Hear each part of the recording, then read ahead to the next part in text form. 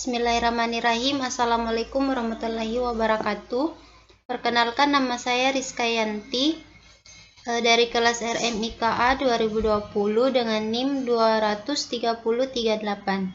Di sini saya akan memaparkan mengenai tugas jaringan komputer. Yang pertama itu di sini ada sejarah dan pengertian prosesor. Pada tahun 1971, komponen yang disebut sebagai mikroprosesor untuk pertama kalinya dibuat oleh para teknisi dari perusahaan Intel. Mikroprosesor adalah sebuah IC atau integrated circuit yang digunakan sebagai otak atau pengolah utama dalam sebuah sistem komputer. Yang kedua ini adalah jenis-jenis prosesor. Yang pertama itu prosesor Intel dan yang kedua prosesor AMD. Perbedaan prosesor Intel dan AMD yaitu AMD menggunakan desain memori controller integrasi dalam prosesor sehingga jalur data dari prosesor ke chipset lebih singkat, sedangkan Intel tidak menggunakan desain seperti ini. Baru generasi Core i7 Intel 7 yang mulai menggunakan memori internal prosesor. Selanjutnya yaitu sejarah dan pengertian RAM pada komputer. RAM atau Random Access Memory pertama kali ditemukan oleh Robert Dennard. Setelah itu, Intel memproduksi RAM untuk pertama kalinya pada tahun 1968. RAM lebih awal diproduksi bahkan jauh sebelum penemuan PC pada tahun 1981. Setelah komputer diciptakan, perkembangan RAM dimulai. Dibutuhkan tegangan sebesar 5.0 volt pada saat RAM mulai diproduksi sehingga RAM bisa bekerja dengan frekuensi sebesar 4.77 MHz. RAM adalah Random Access Memory, di mana sebelumnya semua data maupun program dimasukkan terlebih dahulu kepada input dan disimpan terlebih dahulu ke memori yang utama. Maka RAM ini adalah memori utama tersebut. Tentunya RAM ini dapat ditulis, dikopi maupun dihapus oleh si programmer. Selanjutnya, jenis-jenis RAM atau Random Access Memory. Yang pertama ada DRAM atau Dynamic Random Access Memory.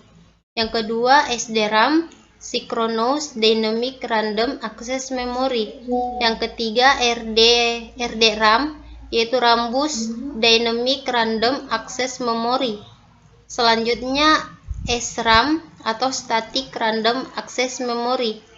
Yang kelima ada EDORAM, Extended Data Out. Selanjutnya ada FPM DRAM, First Peak Mode DRAM. Selanjutnya ada Flash RAM dan yang terakhir ada DDR SDRAM, Double Date Rate SDRAM. RAM biasanya disebut sebagai memori jangka pendek. RAM adalah perangkat keras komputer yang berfungsi sebagai tempat penyimpanan data sementara. RAM bekerja dengan menyimpan dan menyediakan data yang diperlukan di mana dibutuhkan oleh prosesor dengan cepat untuk diolah menjadi informasi. Selanjutnya, pengertian dan fungsi ROM atau Read Only Memory pada komputer. ROM ialah salah satu memori yang terdapat dalam komputer. ROM tersebut terbentuk permanen, maksudnya program ataupun data yang tersisip dalam ROM tidak mudah hilang ataupun terganti-ganti meskipun arus listrik mati. Fungsi ROM sebagai sarana penyimpanan firmware, yaitu perangkat lunak yang berinteraksi dengan perangkat keras, misalnya ROM BIOS, di mana BIOS dapat langsung dieksekusi dengan segera tanpa harus menangani untuk mengoperasikan perangkat sarana penyimpanan lain terlebih dahulu, misalnya pada media dokumentasi lain pada biasanya. Selanjutnya, yaitu jenis-jenis ROM atau read-only memory pada komputer, misalnya mass ROM, PROM atau programmable read-only memory. Yang ketiga, EPROM, erasable programmable read-only memory. Ada EROM, dan lain-lain. Bentuk awal ROM terdiri dari sirkuit-sirkuit terpadu yang menggunakan switch transistor. Data secara fisik dikodekan dalam rangkaian. Ini berarti bahwa hanya bisa diprogram selama fabrikasi aslinya. Ini benar-benar read-only dan juga tidak ada perubahan yang mungkin sama sekali. Selanjutnya, sejarah, pengertian, dan jenis hard disk pada komputer. Hard disk pertama yang diciptakan adalah hard disk yang ditawarkan oleh IBM pada tahun 1956. Memiliki berat 500 kg dan hanya menawarkan kapasitas sebesar 5 MB. Media penyimpanan seperti ini membutuhkan sebuah kompresor udara bertekanan dan masih jauh untuk penggunaan di rumah. Hard disk biasanya disewakan kepada perusahaan untuk jangka waktu tertentu. Hard disk adalah sebuah perangkat keras yang memiliki fungsi untuk menyimpan semua data pada PC komputer maupun laptop. Data tersebut dapat berupa gambar, dokumen, video, OS, aplikasi, data sistem, dan lainnya. Tersedia ruang khusus di dalamnya untuk menyimpan berbagai jenis file tersebut. Untuk jenis-jenisnya tersendiri, hard disk yang selama ini banyak digunakan pada perangkat komputer maupun laptop terdiri dari dua jenis, yaitu SSD, Solid State Drive, dan HD konvensional. Selanjutnya, sejarah dan pengertian monitor pada komputer. Layar monitor untuk komputer sudah mulai dibangun pada 1964, yakni Uniscope 300 yang kala itu bisa dikatakan sebagai perangkat komputer awal yang dibuat. Namun sebetulnya monitor di komputer tersebut bukanlah layar yang khusus dibuat untuk menjalankan program digital secara utuh. Monitor adalah suatu hardware yang digunakan untuk output pengolahan data yang ditampilkan dalam bentuk grafis. Monitor umumnya sering disebut juga sebagai layar komputer. Selanjutnya yaitu jenis dan fungsi monitor pada komputer. Untuk jenis-jenis monitor ada monitor CRT atau Cathode Ray Tube. Yang kedua monitor LCD, Liquid Crystal Display. Yang ketiga monitor PDP, Plasma Display Panel. Yang keempat monitor LED, Light Emitting Diode.